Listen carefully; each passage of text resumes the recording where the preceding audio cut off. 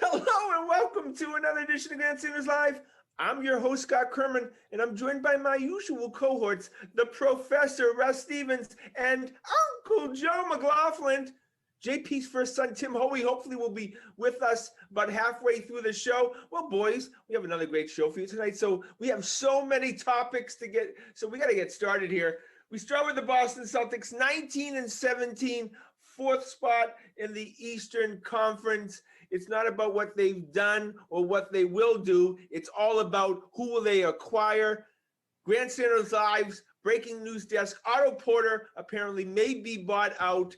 I think if you can get Otto Porter for free, a guy, a 12.6 rebound type of guy, that's the guy you could fit in there right away and not have to pay a lot.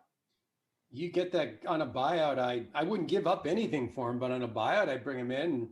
You know, he's historically been a 3-and-D guy. He can shoot threes, and we just you know how valuable those guys are. Remembering that Miami Heat series last year when they went to a zone and we could do nothing with it. You need guys like Otto Porter. Yeah, Otto Porter gives the Celtics flexibility, and is also in a sense, Joe, that Otto Porter can score 25 points in a game. He can carry some offensive load. Yeah, I just hope he's got the, mentally he's ready to play and come try to win a championship. Yeah. A lot of times he's been bought out, he's fat and happy. Yeah. He might not have any motivation.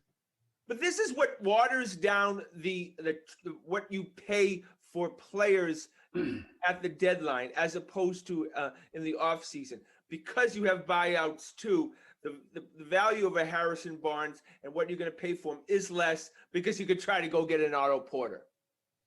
You have more leverage at this time of year for sure. The only problem with this year is because of the play-in and the shorter schedule, there are a lot more teams that at least think they're in the race this year than they have been historically, right? So the Chicago Bulls are sitting just a couple of games out of being in the playoffs this year. Right. And Miami Heat going to the finals at the 5th spot, Joe, gives people encouragement that maybe they could get lightning in a bottle. Yeah. Otherwise, the Chicago Bulls have no right to, their fans have no right to entertain thoughts of playoffs and going anywhere in them. But like Russ said, now the 10 teams in each division, that's 2/3 of the league are going to be in the playoffs. That's right. And then you throw in, Scotty, as you were referencing Miami, you throw in that the home court advantage this year is going to be minimal at best. And you could be the 6th seed and make a run at it. Absolutely. Yeah. Look, we've talked for years about Danny Ainge making a move at the deadline. He must do a move to this time, or I think Danny Ainge is out the door if he doesn't. I read today it's been since 2015 that he's made a move at the deadline. Yeah. And what was that? Isaiah Thomas? Isaiah Thomas. Yeah. It's been a long time. And I agree sometimes, that you don't want to pay the price. He's always looking 2 or 3 or 4 years ahead. He doesn't seem to care about what's happening right now sometimes. Yeah, no, that's a great point. And Russ, like Timmy always says, he really does want to ream you as far as the deal goes. And these GMs, there's some bad GMs, but they're not going to buy this. It's and that's what happened with the Miles Turner deal. He ended up trying to get more, and he got nothing. Well, in 5-10 years ago, you could count on the fact that a third to maybe a half of the GMs in the league were just stupid, just not up to par. So it was easier for Danny to really take these guys to the cleaners in the past. Well, the fact is now, you look around the league, there aren't many bad GMs. They've all used analytics. They've hired the right people. There are not as many mistakes as there used to be. Yeah, absolutely. When we talk about who do we have to offer, I think you start with Grant Williams. I think he's the guy most likely out the door where a team can sell the fact that this guy was a number 1 pick last year. He has potential. It just doesn't seem to be working out in the Celtics. Joe, I think he's the number 1 guy to go out. Do you think someone else would really want him? I think he does have some value. Well, I don't think he has value around the league. Tell you the truth. If maybe the people who watched him in the playoffs last year, they might, they might be able to. These guys are all, like you were saying earlier about Russ was saying earlier. A lot of those GMs used to be guys from other industries that didn't know what they were doing. Now it's pretty much all basketball people. They See, watch the Scotty, player. I see three sets of sort of redundant players, pairs of players. I think Grant is redundant with Shemi. They're both just corner. They're big bodies. They can't guard threes. They can barely guard fours, and they can shoot corner threes.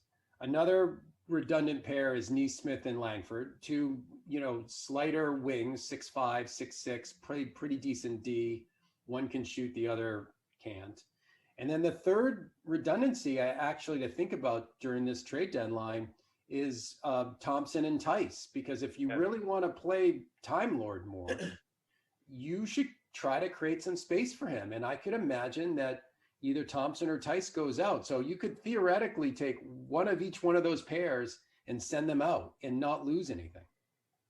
Right. But if you were making a deal right now, who's the guy that you'd like to see go? I mean, I'd like to see Grant Williams go, or I'd like to see Shemi go, but I don't think those guys have the value that Langford, Neesmith, Tice, or Thompson have. Yeah, he's the Neesmith. They're not going to give up on. He's the freshest guy out there. Yeah. Langford is the guy, though.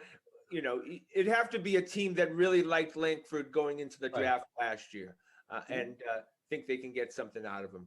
Never play a game for us and then end up being the Chauncey Billups of this era. Yeah, right.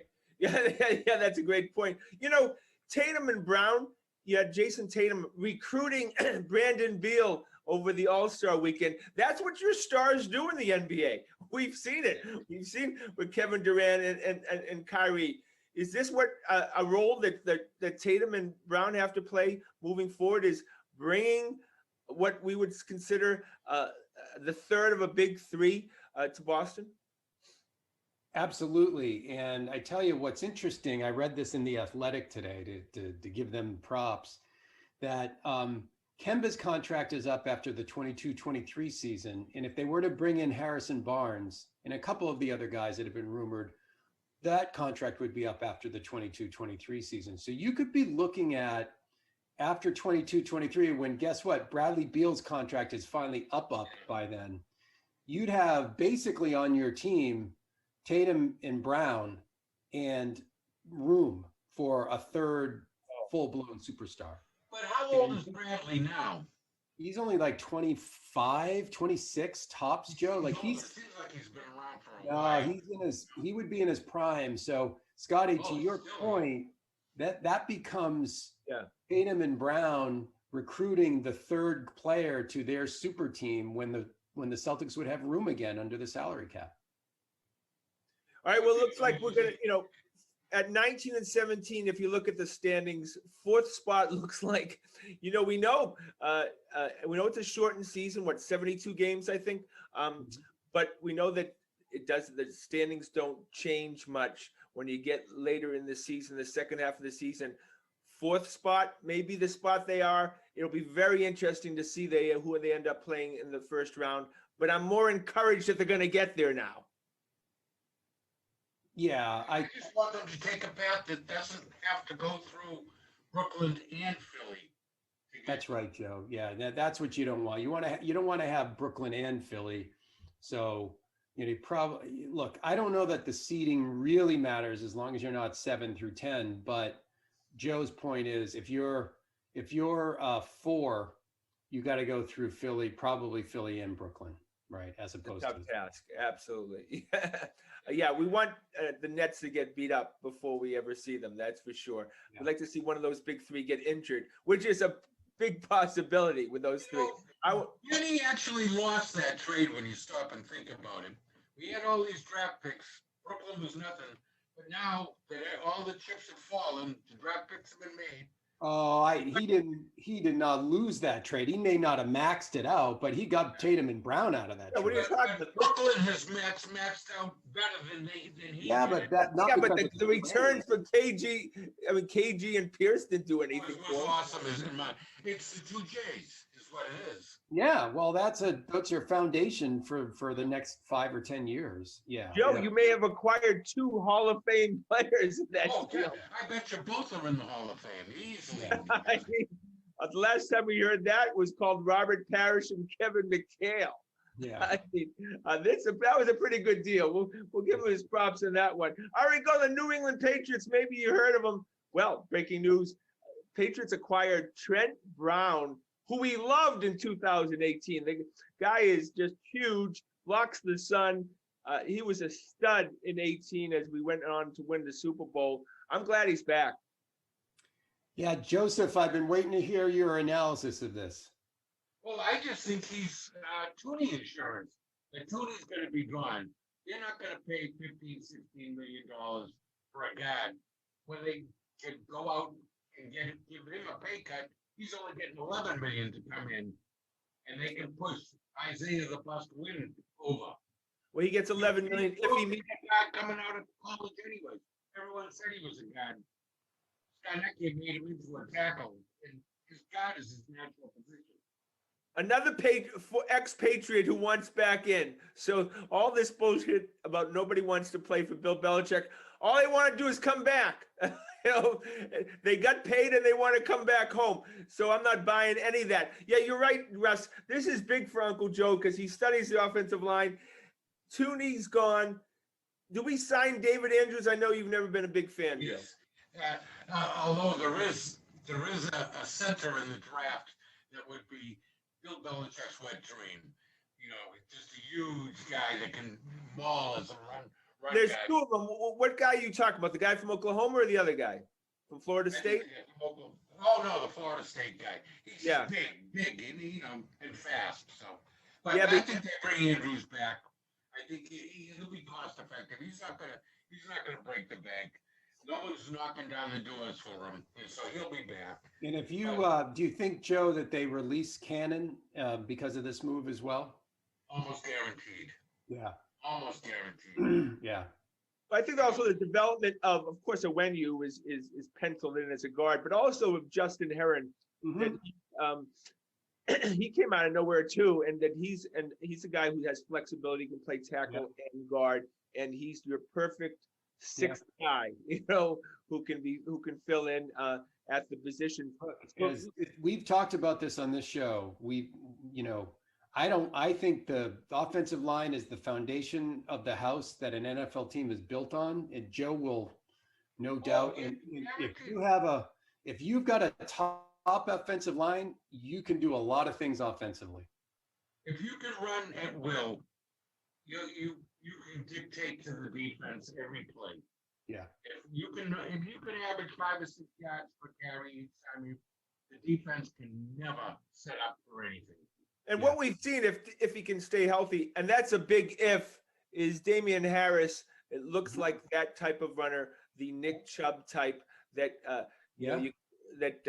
when you have a good offensive line, you can run 30 times a game, and that's exactly what the Patriots want because their defense will still be a weak part of the team. Yeah, isn't the obvious next step for them to given what they're doing in the line is to get a top tight end like Hunter Henry? Guaranteed. If you're gonna run the ball, it helps. I mean, Gronkowski was wonderful for so many years. They just ran to his side every time. He mauled linebackers. Those edge defenders just got out of the way. Yeah. But, I'd love. I don't know about Hunter Henry. He's probably going to be too pricey for Bill. Yeah. He'll probably go down a little in price. They've got like 5 tight ends on the roster right now. Yeah. None of them any good. Well, Bill has a man crush on Hunter Henry, so we'll see. But everybody talks about Smith from Tennessee, who was not franchise tagged.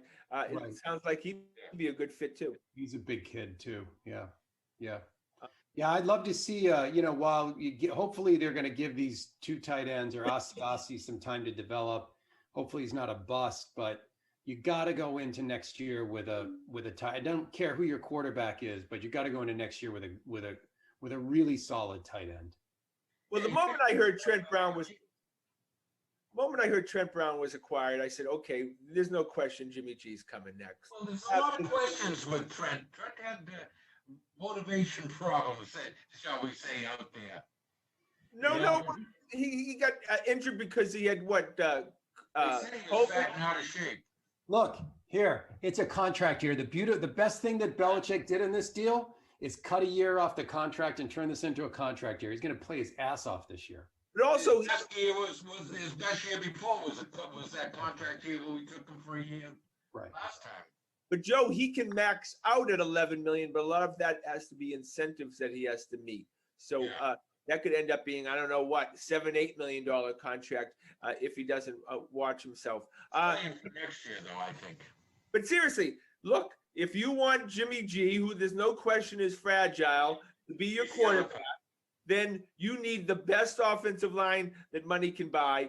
And that's why they're shoring it up. That's why they're focusing on this first. I think it's because of Jimmy G. Oh, Timmy, what you walked into? It's all Jimmy G. It's the Jimmy G channel. Oh, well, did he shave this week, or did he let the beard grow in a little bit? I love the Trent Brown signing, though. I think, that was like the best news that I heard. I said, you know what? If you're going to start this building process with one thing, what better than a 6'8", 380-pound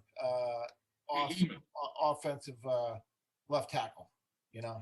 I had read something that there's been very rare to have two guys side by side over 350 pounds in the NFL, and we'll have that with Owenu and Trent Brown. Listen, we know what's sexy. The sexier the receivers and the running backs, and football's about the line. We saw it when the Giants beat the Patriots, when we were 19-0, and the Giants just had an incredible defensive line, and they tortured Brady, and we lost. And so, what's our Jimmy G temperature this week? Do we think he's the next quarterback of the Patriots? Listen, what's our alternative? Gardner Minshew. Yeah, Minshew. No, I think it's between Jameis Winston and Jimmy G. Really? Yeah, I really think it's going to be one of those guys. I would not be shocked if it wasn't Winston. And if he wants to go out and get Hunter Henry, I don't think he can afford to go get Jimmy G. Oh, sure he can. Yeah, he can fit both of those guys in. So he can fit them both in, but is he going to want to shore up other parts of the? They have $68.5 million.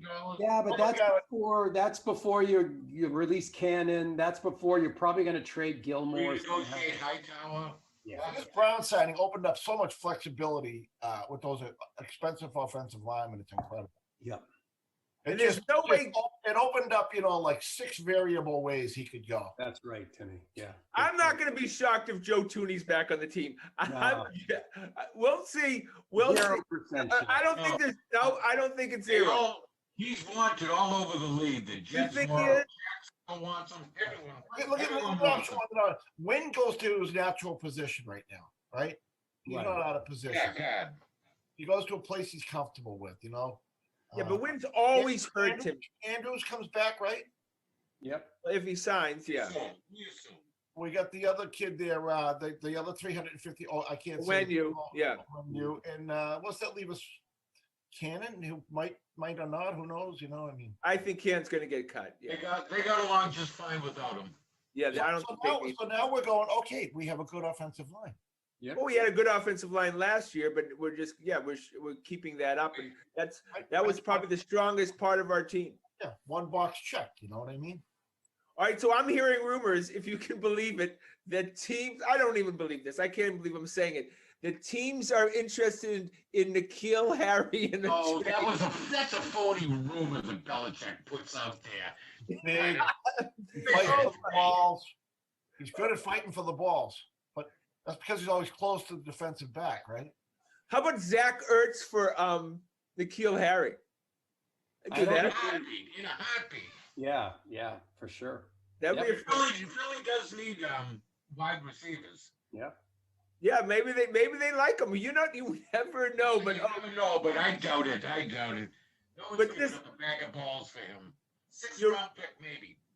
It Sixth just or feels seventh round so. pick. It feels so much like you guys have said that Bill Belichick's going to trade down in the draft and take a defensive lineman. I wouldn't be surprised. Yeah. I mean, Take, do you want, or maybe for trading down, you get 2 good defensive linemen. Yeah. Well, the other good news is there were a couple of wide receivers who were not tagged. Kenny Golladay, there are a couple guys that if they wanted to go get a top receiver, which I'm not sure they do, yeah. who are available. But our number one concern is someone to throw the ball to these receivers. Yeah. Have the Patriots ever signed a big time free agent wide receiver? Us? I don't, right? Yes, Walker? Not in their prime. Yeah. No, Not in well, their yeah, prime. Walker was a up trade. for Right? Wasn't Walker Walker a He trade? was a restricted free agent. Yeah. They signed him. Yeah. That's why they had to trade him. Yeah, well, Nobody- Ocho Cinco, Right. Nobody in their prime. No. No. So, I mean, no, it's not going to happen Oh, now. wait, hang on. Well, they traded for Brandon Cooks, right? Yeah, that's who I was just thinking of. Yeah. Yeah. second right. round draft pick for the stiff we got last year. They traded for But I'm him. talking about They paying traded big for that bucks. kid with the Colts. He's still on the team. He's, Yeah. not Yeah. a stiff either. Yeah, but paying big bucks. Yeah, they haven't done it. They're not I going don't to do it. think Bill believes in that. There are guys who are constantly one play away from being out 3 or 4 games at a time. I think he trusts investing on guys who are going to be on the field all the time. And I think Well, there's going to be lots of NFL talk, lots of Patriots talk in the next few weeks. There's going to be a lot of player movement. I can't wait. We think it's all about the quarterback. Belichick thinks it's a lot more than just about the quarterback. Yeah. Absolutely. Like he really thought he could win with Cam Newton. He clearly did. Well, Or he the would have first had it. the first 3 week Cam Newton we could have won with. It's the guy that came after COVID, it seems like. I don't know how much of a factor that was, but he was a different person after COVID, that's for sure. All right, boys. I told you we call the Red Sox. I know the Red Sox are going to be a good team. I think the Red Sox are going to end up making the playoffs. I am telling you something. There is competition in camp. They're deep. Chaim Bloom has done a good job shoring up Shekels, I am willing to put money on this one, Scotty. All right. We're going to talk shekels after the show. Okay, absolutely. They can't. Their division's too good. There's 3 teams better than them in that division. We'll, If they were in any other division, they're in the playoffs for sure. we'll see. I'm going to tell you something. I think the Red Sox are going to win 90 games. I think they're going to try. Do I get odds on that? Do I get odds on that? I'm not going to do the predictions right now. Can I'm I get a telling word in Can I get a word in edgewise here? Yeah. First off, this is a breath of fresh air. Somebody needs to sort of do a drug test on Scotty because I'm not quite sure who replaced Dr. Death with That medication, Russell, it's kicking in nicely. Oh, I told you. However, I've been talking up the Red Sox for a few weeks now. What are you talking about? By the way, I generally agree with you. I think the Red Sox are going to be better than most of us think. Look, there are very few teams that have Devers, Xander, Verdugo, Martinez, and Vasquez. When you have that 5, and then if you can get some production from the Dahlbecks, the Kiki Hernandez, the Marwin Gonzalez and stuff, you create a team that if you have 7, 8 productive guys in the lineup, are you kidding me? That's a good team. But they got the Teletubbies for starting pitching staff. Yeah. Not true. Not true. We've Not always true. had the offense, Scotty. It's been the pitching. Look, you got a guy like Erod who absolutely, if healthy, could be a number 1 starter in the major leagues. If Evaldi is healthy, then now all of a sudden you have a number 2. You got a guy like Martin Perez you got a guy like Pavetta. You have Sale coming back possibly after the break. I'm telling you, boys, this team could be pretty good. And there's a lot of shitty teams in Major League Baseball. You don't know it, but there are a lot of crappy teams. It's pretty Well, good. we- Their We division's seem pretty to be the solid. crappiest last year, so. But Yeah. I watched some of those games. I can't believe the pitching staffs in some of the. I think the Red Sox are going to be in the wild card race, and if they get off to a decent start and that pitching staff just shows competence, And then you're looking at Sale coming back and their ability to go out and make a trade. Like it's 90 games is not out of the realm of possibility. I totally agree with you. Do we have a closer? Do we have an official closer? It's going to be Ottavino. It's going to be. How's that been going? How's that worked out? No, Adam Not Ottavino. many times. We got that much First going. season with the Red Sox. I like him as a pitcher. The Yankees just pitched him too much. Okay, he's our closer. Are you saying that? I think he's going to be the closer. Yeah, they're not Official going to. closer. I mean, how many teams have you seen done well that don't have a stud that comes out in that, you know? Yeah, but but I kind of look at closers like goalies in the NHL, Timmy. You never know when they're going to have a great year, right? And a guy who had a great year last year could come out and just crap the bed the next year. Yeah, we always talk about the relief corps. You're always starting from zero each season. You know, sometimes the same guys come back the next year. They were good last year, and they shit the bed this year. It's different, but they've made some nice moves that I really like. And guys like Dorrance and Hernandez, that's another guy who can go from starter to reliever. Right, so 90 wins. What place does that put us in? Put you in a wild card hunt, Tim. Like it's not Second gonna. or third place. Yeah. 85. Where does 85 wins put you? Out of the playoffs. Place. Yeah. We're not going to have to worry about that because we're going to have 90 wins, boys. I just want to make sure that September. That's all. I just want to make sure someone gets a drug test over to Scotty Kermit. This is not Dr. Death. All right. Talk about Rafael. Wait, I have one question. Who's going to be Scotty's most hated? Depends on core people. Who's going to be on Scotty's dead list at the end of the year? Oh God, you just take a number. I'm guessing Kiki Hernandez. Kiki Hernandez will be dead to Scotty by mid. Oh, Kiki. Kiki. Yeah. He's in Georgia. They like I him. hate Matt Barnes so much already. I can't stand watching him pitch. And just think about it, if we're in the crowd and there's only 12% there, we can make a tangible effect on Matt Barnes' emotional state. I'm actually beginning to miss those tight seats in Section 8 right now. I know. All right, so Rafael Devers, I don't know if this is a translation thing. I don't know, but he kind of trashes Mookie Betts, which is just kind of out of left field. Oh, really? I didn't know that.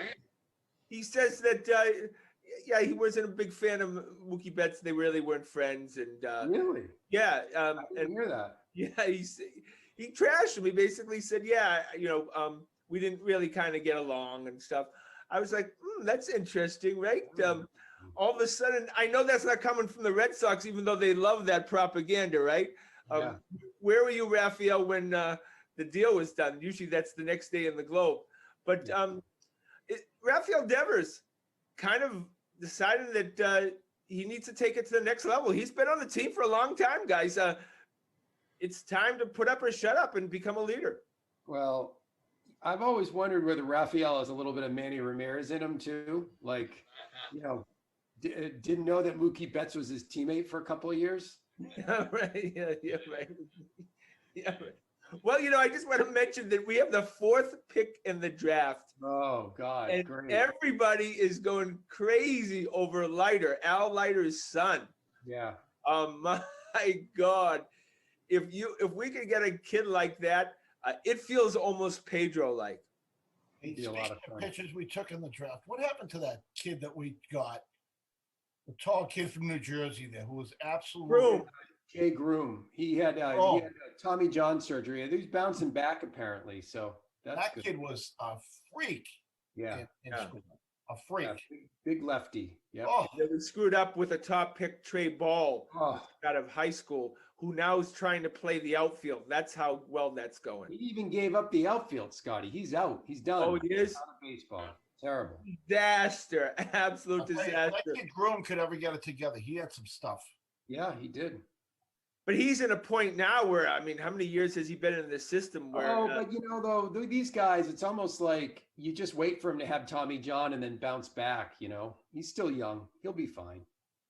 All right, so Carlo, go to the Bruins. Carlo gets hit by Wilson, who's an absolute thug, a piece of trash. And to think that that wasn't even a penalty called on that. They give him a 7-game suspension. Where do we come back to get my brain back? It's outrageous they only give this guy 7 games. He should be able to come back ×2 when Carlo comes back. And Timmy, what did you think of that? I thought it was an absolutely filthy hit right to the head. He came in, there was like a bullseye on Carlo's head on that hit. And this one, I wish Sean Thornton was here. Could have gone out and beaten him up 5 times the rest of the game. Yeah. Yeah. This one, I was happy we had a 6'6" guy on defense who could go out there and at least, I mean. Yeah, how about Tenorti jumping in and taking him on? I like that. But even Frederick, got his clock cleaned by the guy, but at least he had the balls to do it. You know what I mean? Every guy on the team should have stepped up to fight him after that. Well, to Bergeron's credit, after he scored that goal with Tenardi in the box, he went over and tapped the glasses. And, Yeah. Well, they'll make intimidation is not gone from hockey. Let me tell you right now, it's an intimidation sport. It has a lot to do with it. Yeah. Bruins get intimidated all the time. All the teams try it because it's been successful against them. That's why they had to get Tenardi. Yeah, well, look, I mean, obviously Chara they didn't want to mess with Chara, and Chara is no longer there. But it's going to be very interesting if we play the Caps in the playoffs. It'll be a 7-game series. There's a lot of bad blood right there. All I care is that we do not. All I care is we don't play the Islanders anywhere during the playoffs because the Islanders have our number. Yeah. All right, boys. So ESPN finally comes to its senses. I don't understand why now. I don't know why they ever gave up hockey, but ESPN signs an agreement to bring hockey back. Finally, I mean, they totally ignored the 4th major sport in this country. It's just a travesty, and it'll just be fun to see Barry Melrose on TV again. Yeah, right. You won't see Mike Milbury anymore. Yeah. No. So hockey's becoming more of a nationwide. You can just see where the kids are coming from now. They're coming from Florida. They're coming from Texas. They're coming from Missouri. They're coming from places that they never came from. It's the sport is it's a great sport, and if you grow up playing hockey, youth hockey, you're loyal to that sport, throughout your life. Yep. Look, they do have a problem. It doesn't translate that well for TV. As opposed to being there. It's much more the helmets, you don't really see the faces. It's not like you see a Bruin walking down the street and you go, oh, there's so-and-so, you know what I mean? So the helmets has always been a little bit of a, we're not seeing the goals, Timmy. Well, think about the 70s when the Bruins owned this city. They didn't wear helmets. You knew what every player looked like. You knew, football, you have 8,000 instant replays on every play.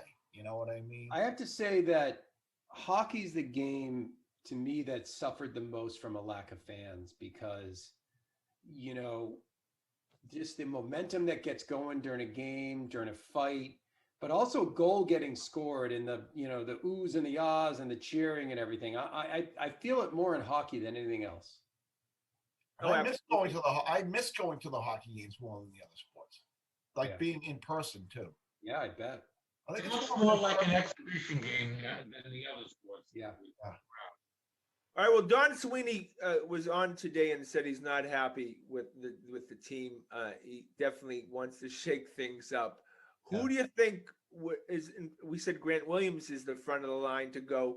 Who's in front of the line to go? The answer, Jake DeBrusk. This is a change of scenery.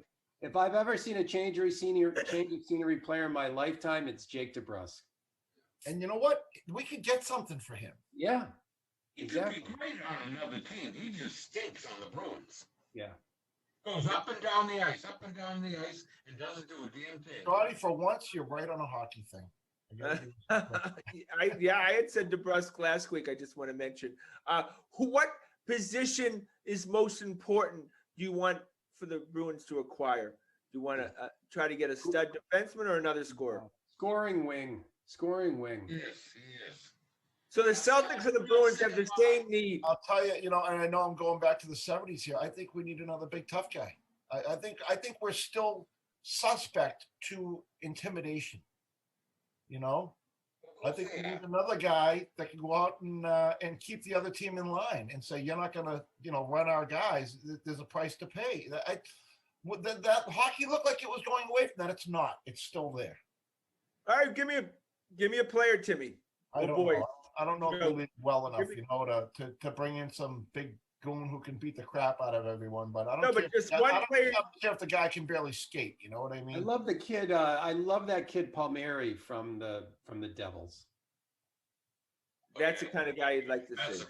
I just want to score like a dynamic scorer. We got a bunch of young guys who could turn into a player like that, but we don't have a player like that. And this team, the window is closing on Tuca, Marchand, Bergeron, Krejci. Like the window's closing. Oh, I can't believe you put Krejci in there. Come on, Jesus, Mike. But look, I think that Charlie Coyle, he signed a big contract. He needs to take some responsibility here. He was supposed to be kind of the tough guy, Cam Neely type. He hasn't been that, and he hasn't scored. He was that. Underwhelming year. That seems to have gone away a little bit this year. I mean, he was Totally everything and more we wanted last year. How many times did we see Coyle get the puck last year and basically play keep away from 6 guys? Yeah. Give his back to the D and just keep it away, right? Yeah, and he's just not doing that. I don't know what's wrong with him this year. Every battle in the corner he used to win. Now he doesn't win any of them. Yeah. Joe, as we say, he's got paid. And that...